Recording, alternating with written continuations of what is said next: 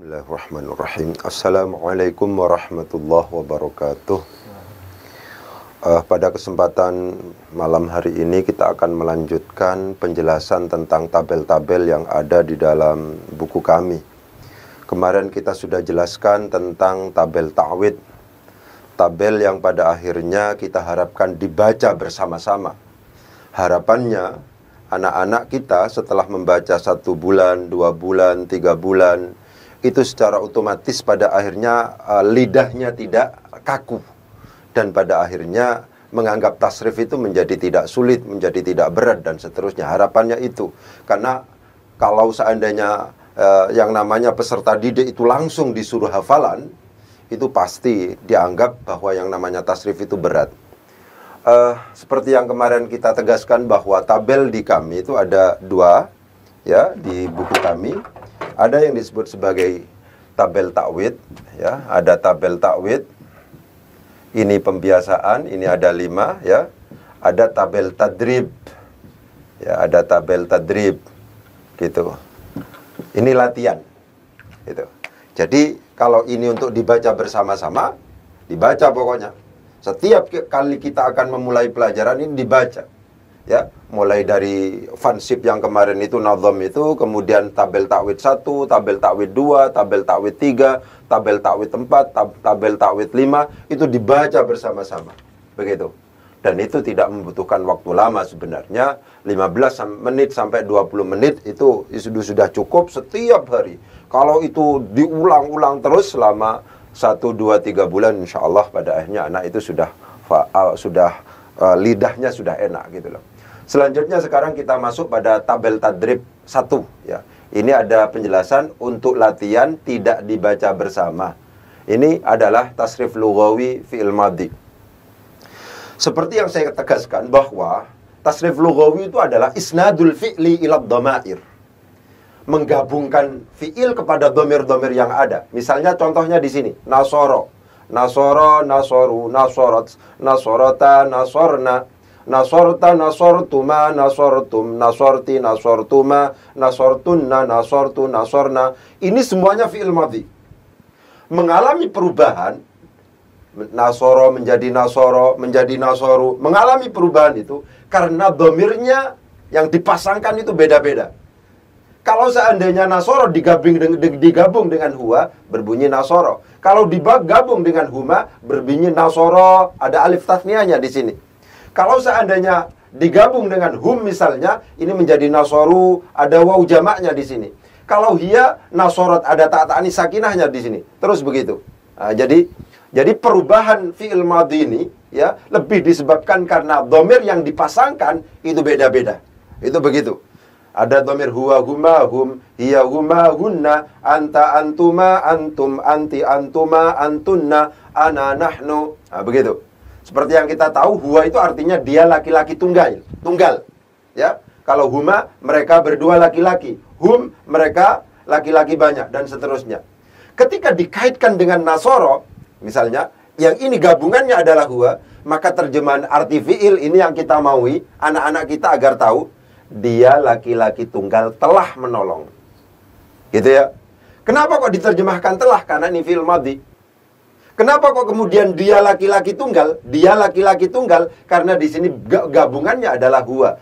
Di sini buktinya tidak ada kode-kode alif tasniyah atau waw jamak. Begitu.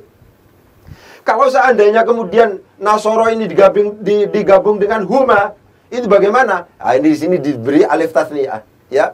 Akhirnya ketika nasoro dipanjangkan, diberi alif tasniyah ini, maka secara arti mereka berdua laki-laki telah menolong. Kenapa kok diterjemahkan telah? Karena ini kawasannya adalah fi'il madhi. Ya, ini adalah contoh-contoh arti fi'il ketika kemudian ada penggabungan antara fi'il dengan dhamir. Ya, harapannya adalah murid-murid kita tahu bahwa ketika kemudian yang namanya fi'il itu digabung dengan dhamir yang berbeda, maka secara arti akan ada pergeseran disesuaikan dengan kata ganti itu sendiri. Ketika kata gantinya adalah laki-laki tunggal, ya diterjemahkan laki-laki tunggal. Ketika dhamirnya itu, kata gantinya itu adalah huma misalnya, ya diterjemahkan disesuaikan dengan itu. Ketika hum bagaimana, ketika hiya bagaimana, ketika huma bagaimana, ketika hunna bagaimana, dan seterusnya. Nah, itu tabel ini cara pembacaannya seperti itu. Selanjutnya kita masuk kepada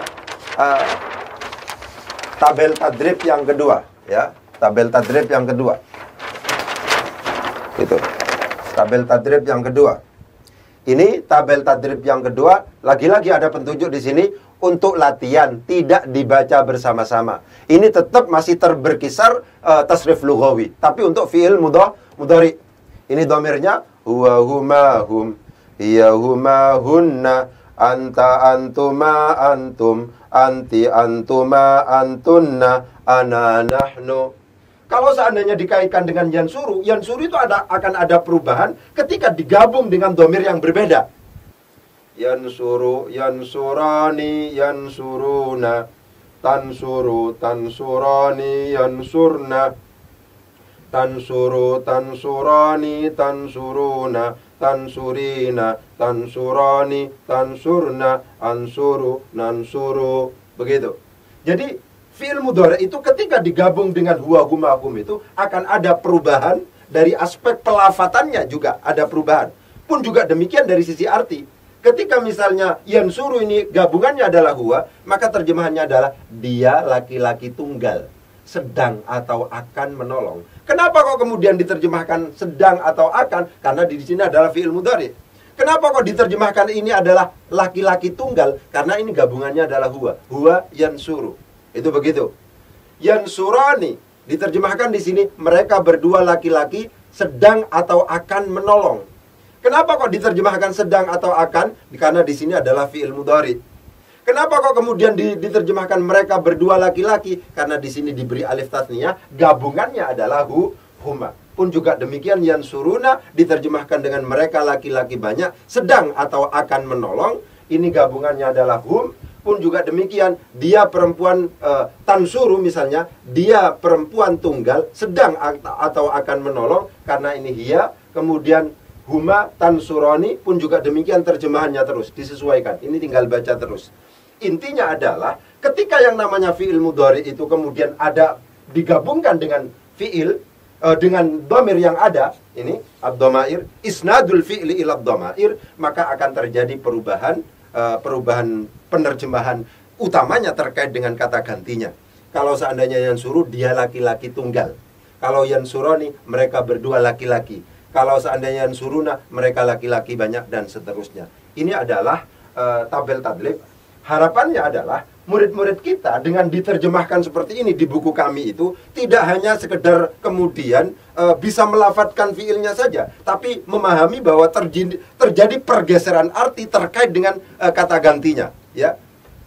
Fiil mudhari ketika digabung dengan huwa, digabung dengan huma, digabung dengan hum dan seterusnya, dari sisi dhamirnya, dari sisi kata gantinya itu terjadi pergeseran penerjemahan. Itu semacam itu.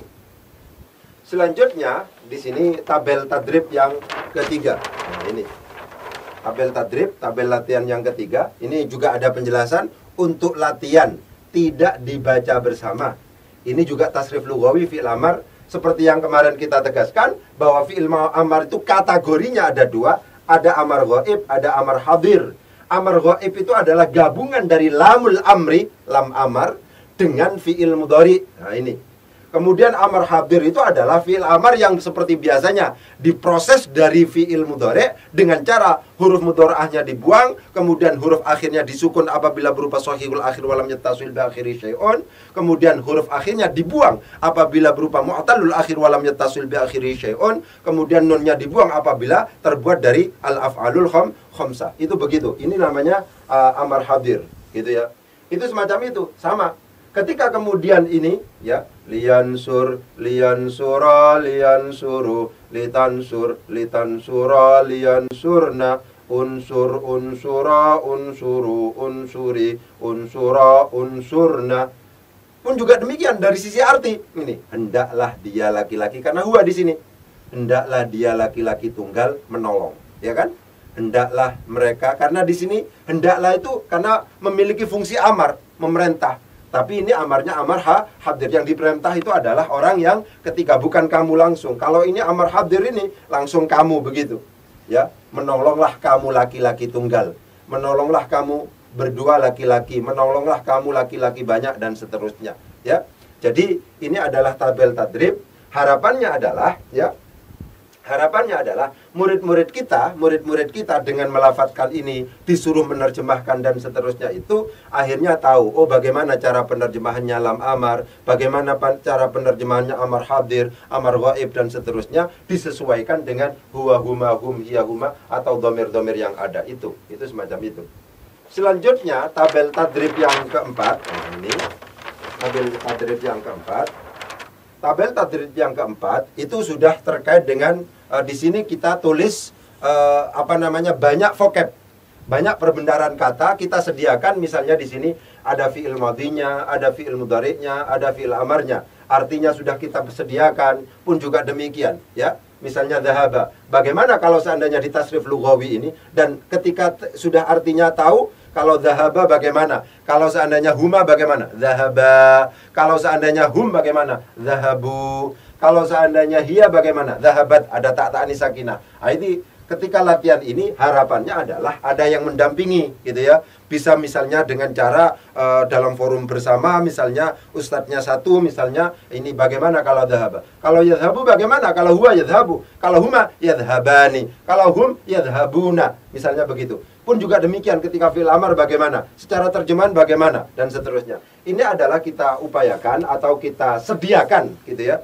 Vocab-vocab yang ada di sini, takallama, ya takallamu, takallam, gitu ya. Ini takallama itu takallama, takallama, takallamu, takallamat, dan seterusnya. Ya takallamu, ya takallamani, ya takallamuna, tatakallamu, dan seterusnya, ya.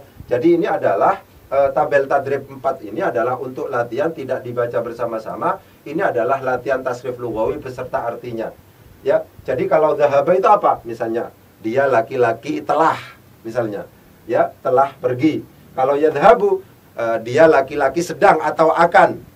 Idhab, pergilah, misalnya. Kamu, ini amarnya adalah amar hadir. Itu semacam itu. Jadi tabel-tabel ini cara membacanya itu seperti itu. Harapannya setelah dijelaskan seperti ini dengan perangkat mengajar seperti ini, itu harapannya para pemeriksa yang mempelajari buku kami Nahwu Shorof ini harapannya bisa lebih mudah begitu. Itu semacam itu. Ya. Selanjutnya kita masuk kepada tabel tadrib yang kelima. Di sini juga ada tulisan untuk latihan tidak dibaca bersama-sama. Memang tabel-tabel ini dipersiapkan untuk latihan. Yang perlu diperhatikan dalam konteks ini adalah di sini ada kolom, ini jelas al-waznu, saya shooting lebih dekat, al-mauzun. Jadi yang dimaksud wazan itu ini, gitu. Yang dimaksud wazan itu ini. Ini semuanya adalah mauzun semuanya. Ini mauzun semuanya, ya. Nah, ini yang al-waznu ini sengaja kita beri harokat. Ini kita beri harokat. Ini tidak kita beri harokat. Harapannya adalah murid-murid kita, peserta didik kita, santri kita membaca yang ke samping ini disesuaikan dengan wazan. Berarti haddath ini, haddatha ini bacaannya adalah haddatha, disamakan dengan fa'ala. Allama, disamakan dengan fa'ala. Qarraba, dan seterusnya. Al-waznu ini adalah, ya, mulai dari awal sampai akhir ini, ya, sampai terakhir itu adalah fiil-fiil yang oleh peserta didik itu dihafalkan sebelum atau dibaca bersama sebelum memulai pelajaran. Yang saya katakan 15 sampai 20 menit itu, gitu ya. Nah, biasanya 1 bulan, 2 bulan, 3 bulan ini sudah luar biasa, sehingga pada akhirnya anak-anak itu memungkinkan untuk diajak untuk berlatih ini. Lah, optimisme anak itu bisa kita bangkitkan dengan cara seperti itu. Loh iya, saya itu hafal fa'ala, tapi kok bisa mentasrif juga haddatha, allama, qarraba, na'ama. Kenapa kok kemudian dimungkinkan bisa? Karena ini sifatnya mazid semuanya. Karena mazid itu sifatnya adalah qiyasi, gitu. Jadi haddatha yuhaddithu, setelah fa'ala bisa fa'ala yufa'ilu taf'ilan, taf'ilatan, taf'alan, tif'alan, mufa'alan, fahuwa mufa'ilun, wa dhaka mufa'alun, fa'ilatu fa'il, mufa'alun, mufa'alun. Haddatha yuhaddithu tahdithan, tahdithatan, tahdathan, tihdathan, muhaddathan, fahuwa muhaddithun, wa dhaka muhaddathun, haddith la tuhaddith, muhaddathun, muhaddathun. Pokoknya adalah yang ke samping ini sama persis cara pelafatannya dengan yang ini. Ini sama persis dengan yang ini. Ini sama persis dengan yang ini. Ini sama persis dengan yang ini. Sehingga misalnya kita langsung tunjuk misalnya, coba di tasrif taqarraba, disamakan dengan apa? Tafa'ala. Ini sudah dihafal oleh anak-anak. Ayo coba misalnya di tasrif Roma, disamakan dengan apa Ustaz? Atau ini karena sudah setiap hari dibaca, itu sudah hafal anak-anak. Ya, misalnya Roma yurami muramatan warimaan fahuwa muramin. Itu bisa akhirnya. Ya. Pun juga demikian. Ini amadda. Ini berarti bacaannya apa? Ajalla, a'alla, ahassa, ahalla, araqqa, alamma, ashalla, a'adda, akhaffa. Bacaannya disamakan persis dengan wazan yang ini saya harokati semuanya. Itu semacam itu, ya. Itu cara belajar. Lah, pertama cara berlatihnya ini adalah ke samping. Ini dituntaskan dulu. Baris pertama, baris kedua begitu. Terus begitu. Terus begitu. Lah, kalau seandainya anak itu sudah mahir yang ke samping ini, langsung ke bawah. Karena ke bawah ini variasi bina, variasi wazan. Gitu kan? Ini misalnya, ini qarraba yuqarribu taqriban taqribatan taqraban tiqraban muqarraban fahuwa muqarribun wa dzaka muqarrabun qarrib la tuqarrib muqarrabun muqarrabun. Kalau ke sini sama, kalau ke sini beda. Qarraba yuqaribu muqarabatan wa qiraban wa qiraban fahuwa muqaribun wa dzaka muqarrabun qarib la tuqarib muqarrabun muqarrabun. Aqraba sekarang, ini beda semua terus. Ke bawah ini beda terus semuanya.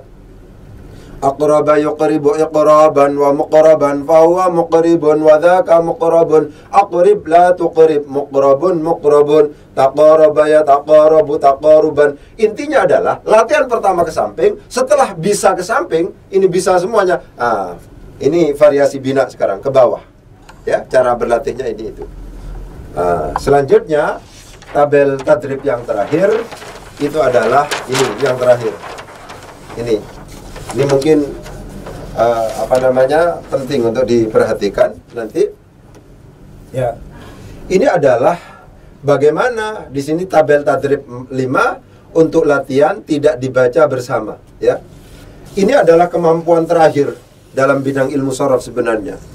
Bagaimana cara berlatihnya? Ini adalah misalnya ini ada kolom-kolom, kita beri pelajaran teman-teman bahwa satu tulisan, ini satu tulisan memungkinkan dibaca dengan alternatif bacaan yang banyak. Bacaannya memungkinkan banyak. Gitu. Bacaannya memungkinkan banyak. Gitu. Banyak, gitu. Ini penting untuk diperhatikan dalam konteks ini. Tadrib ini sangat penting. Kolom-kolom ini sangat penting. Gitu. Jadi misalnya saya contohkan mem, ha, lam. Coba disorot ke sini. Ini misalnya. Ya. Ini memungkinkan misalnya dibaca muhalun. Muhalun. Tapi memungkinkan juga dibaca muhalin. Muhalin. Tapi memungkinkan juga dibaca mihalun. Begitu. Kalau muhalun itu berangkatnya berarti dia dianggap masdar, isim maf'ul, isim zaman, isim makan dari ahala. Satu tulisan. Kalau muhalin ini dianggap isim fa'il dari hala. Kalau mihalun ini dianggap sebagai masdar dari mahala yumahilu mumahalatan wa mihalan. Ya. Ini kolom-kolom. Ketika kita membaca kitab, sebenarnya kita bertemu seperti ini. Ya. Nah, ini awalnya cara berlatihnya adalah ya diurut saja. Terus cara bertanya bagaimana? Ini apa? Ta, ba, ya, nun ini apa bacaannya? Tabyinun, sighotnya apa itu? Masdar, berasal dari fi'il madhi apa itu? Bayyana, coba ditasrif. Bayyana yubayyinu tabyinan, tabyinatan, tabyanan, tibyanan, mubayyanan, fahuwa mubayyinun, wadhaka mubayyanun, bayyin, la tubayyin, mubayyanun, mubayyanun. Kalau seandainya kita bertemu di dalam sebuah teks Arab, mem, ba, ya, nun, bacaannya apa itu? Misalnya, Bisa dibaca mubinun. Kalau dibaca mubinun, sighotnya apa itu? Isim fa'il. Berasal dari fi'il madhi apa itu? Abana. Coba ditasrif. Abana yubinu ibanatan wa mubanan. Fawa mubinun wa dhaka mubanun. Abin la tubin mubanun mubanun. Selain dibaca mubinun, nun itu dibaca apa lagi bisanya? Misalnya, dibaca mubayyinun. Memungkinkan dibaca mubayyinun. Dibaca apa lagi? Mubayyanun. Kalau mubayyinun itu apa sighotnya? Kalau mubayyinun itu isim fa'il. Berasal dari fi'il madhi apa? Bayyana. Kalau mubayyanun apa itu namanya? Masdar bisa, isim maf'ul bisa, isim zaman bisa, isim makan bisa. Berasal dari fi'il madhi apa? Bayyana. Coba ditasrif. Bayyana yubayyinu tabyinan. Jadi pertama begitu. Ini kalau ke situ terus. Ini misalnya tasmiyah, misalnya ini apa bacaannya? Tasmiyah. Ini apa sighotnya? Masdar. Berasal dari fi'il madhi apa? Samma yusammi tasmiyan tasmiyatan tasma'an tisma'an musamman fahuwa musammin wa dhaka musamman sammi la tusammi musamman musamman. Pertama begini, terus begitu, diurut terus, begitu terus. Terakhir acak sudah. Ayo coba ini, apa bacaannya? Iqtida'un, misalnya. Apa sighotnya ini? Masdar. Berasal dari fi'il madhi apa? Iqtada, yaqtadi, iqtida'an. Misalnya begitu. Ya, ini apa bacaannya? Intiha'un. Apa sighotnya? Masdar. Berasal dari fi'il madhi apa? Intaha, yantahi, intiha'an. Misalnya. Ini apa bacaannya? Ini isolun. Apa sighotnya? Masdar. Berasal dari fi'il madhi apa? Awsala yusilu isolan. Dan seterusnya. Jadi ini sangat penting. Tabel ini sangat penting. Ya, tabel ini sangat penting. Cara bacanya begitu, cara berlatihnya begitu. Pertama ini, cara berlatih untuk tabel 6 ini adalah ditanya bacaannya apa, sighotnya apa, berasal dari fi'il madhi apa. Ya. Bacaannya apa, sighotnya apa, berasal dari fi'il madhi apa, bagaimana cara tasrifannya. Itu cara berlatihnya begitu. Ya. Mungkin itu yang bisa saya sampaikan, kurang lebihnya mohon maaf. Wabillahi taufiq wal hidayah. Wassalamualaikum warahmatullahi wabarakatuh.